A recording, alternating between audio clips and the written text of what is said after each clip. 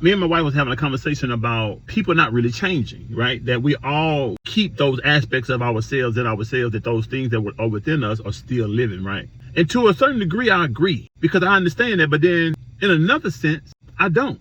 So in the way that I agree in the sense that you are who you are at core. And so different circumstances bring out these different aspects of who you are, your mindset, things that you have in your program, things that you have been taught and whatnot, and things that has been divinely given to you. Circumstances reveal it to you. However, as time go by, as you grow, as you learn new information, new perspectives, new ideas, new concepts, new ways of doing things, you then begin to change the way you do things, right? You change the way you think, right? So therefore, you don't respond to the same circumstances in the past the same way you did in the past, because of the new information, because of the new understanding, right? Because of the new perspective and perception, right? So in that sense, you are new. You are a different person, right? You know how time we often tell people, well, you're talking about the old me. You're trying to address the old me. I grow every day. I'm no longer that person. So when you're addressing me, you need to deal with me in the present and not in the past. So if I do believe that, right, that a person can't be addressing the old me, because I'm a new me. I'm a constantly evolving creature, right? If I do believe that, then I can't at the same time say I never change. That the old me is always there. That I'm still that person. I can't then say that if I then say you can't. What you talking about is old me. You feel what I'm saying? So I do understand the idea and the concept, because for me, when I was in prison, I identified the fact that there was three pieces of me that I'm familiar with at that time. There was Gerald, right? Gerald was the innocent boy, the boy, right? The child mindset, the innocence, the ignorance, right? To this world. Then there came Shooter. Shooter was the part of me that the streets brought out of me, that this world brought out of me, that the raw ugliness of this world manifested. Then there came Hassan. Hassan was the part of me that was more thoughtful. See, I've always been a person that analyzed and reflected and thought, except I didn't have the tools to properly assess my thoughts, to properly assess what I was looking at. So Hassan was the individual that acquired new tools. And so therefore he measured things differently. He calculated things a bit differently. And then he began to analyze Shooter in ways and saw how Shooter was responding to things was a bit too extreme. And Shooter was like blowing up the whole set. So Shooter was really killing the future of Gerald and anything that could come after Gerald, honestly. So Shooter had to be put like in restraints of a sort. He had to be controlled and dealt with. You know what I'm saying?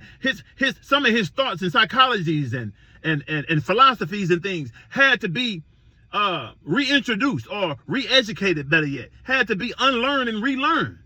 So while Shooter still, in a sense, exists, because that part of me still knows how to deal with the world, the ugliness of the world, the violence and whatnot, and whatever is needed if necessary.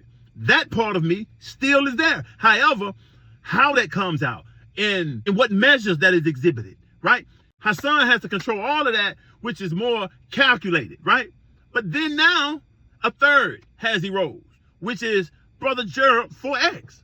This is a new teaching, a new unlearning and relearning, right? A new assessment of things, a new perspective and reflection of self in the way I calculate, analyze, and dissect what I'm observing, myself, right? I'm learning how to bring all of those characters into oneness. Why? Because Allah is one. He's not 1, 2, 3, 4. Allah is one. Even though the manifestation of Allah is in much, the spark of Allah is in everything in creation. So therefore, it may seem like that's Allah, but it's all oneness. It all works together. If you go study how the plant life affects the animal life, and the animal life affects the plant life, and how one human being's life affects another human being's life, it's all oneness. So it's about bringing all of these different manifestations of self into a harmonized oneness, right? Into a oneness that glorifies, though, Allah, that glorifies the Most High. Because guess what? You either going to manifest the devil aspects of yourself, or you're going to manifest the supreme being, the God like self of yourself. I'm saying God and devil because devil is the God too, but the Allah aspect of yourself. Let me just say it like that.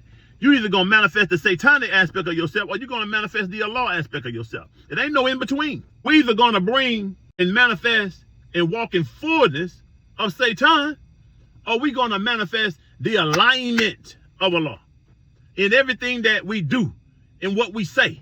You feel what I'm saying? Because a house divided is going to crumble. And Allah can't exist in such an environment where there's confusion. Allah is not a part of confusion. And when we this way and this way and this way and this way, that's confusion. You understand what I'm saying? So in ultimate, we are manifesting Satan in all that confusion. No matter how we put it, because there's only one reality, and it's Allah. However, in all that we see, we understand that there's a right and a left hand, and we either manifest in the right hand or the left hand.